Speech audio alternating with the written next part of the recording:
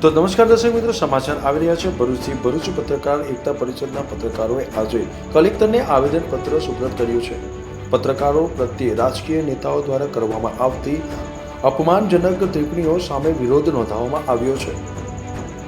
આવેદનપત્રમાં સ્પષ્ટ કરવામાં આવ્યું છે કે પત્રકાર કોઈ રાજકીય પક્ષનો સૈનિક નથી. તેઓ પ્રજા અને સરકાર વચ્ચેની મહત્વપૂર્ણ કડી છે. પત્રકારો સરકારની યોજનાઓને છેવાડાના માનવી સુધી પહોંચાડવાનું કામ કરે છે.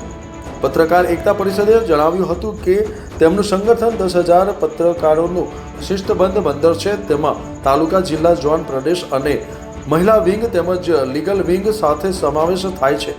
સંગઠન કાર્ડ ધારકોને તોડફોડિયા પત્રકારોને સભ્યપદ આપતું નથી.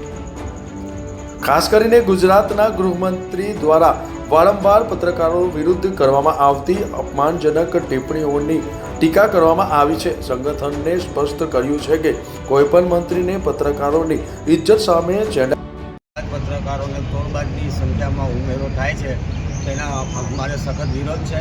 આજે ભરૂચ પત્રકાર એકતા પરિષદ વતી અમે આવેદન આપીએ છીએ અને ભવિષ્યમાં આવા ઉચ્ચારણો ના કરે મંત્રીશ્રીઓ બોલવામાં ધ્યાન રાખે એવી અમારી નમ્ર અરજ છે. ઓકે.